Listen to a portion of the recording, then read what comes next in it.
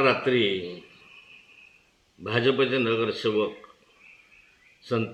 माजी नगरसेवक संतोष बारसे आणि समाजसेवक राखोंडे यांच्यावर गोळ्या झाडल्या आणि जवळजवळ प्रत्येकावर 15-16 गोळ्या झाडल्यात आल्या. असा निर्घृण खून त्यांचा करण्यात आला. ते कारमध्ये प्रवास करत होते. रात्रीच्या ठिकाणी मरीमाई माता मंदिराकडे येत असताना त्यांच्यावर अशा गोळ्या झाडण्यात आल्या. पोलीस यंत्रणा हतबल आहे. पोलीस यंत्रणा म्हणजे महाराष्ट्रात आपल्या जळगाव जिल्ह्यामध्ये तर 8 दिवसाआड कुठे ना कुठे अशा स्वरूपाच्या मर्डरच्या घटना होत आहेत. मागच्या आठवड्यामध्ये जळगावला अशा स्वरूपाच्या घटना घडल्या. पोलिसांना आरोपी सापडत नाही आहेत. म्हणजे पोलिसांचं आणि आरोपींचं संगनमत आहे. 2 नंबरच्या याच्यामध्ये बऱ्याच ठिकाणी अशा घटना घडलेल्या आहेत.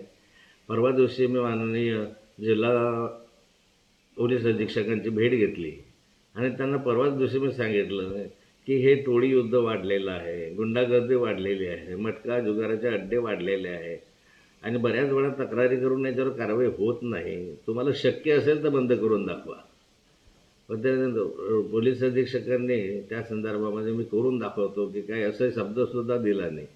इतकी पोलीस यंत्रणा बटीक झालेली दिसते आहे आणि त्यामुळे अशा स्वरूपाचे मर्डर व्हायला लागलेले आहे. याचा तातडीनं शोध घेतला पाहिजे. लवकर गुन्हेगारांना अटक केली पाहिजे अशी सरकारकडे मी मागणी करणार आहे.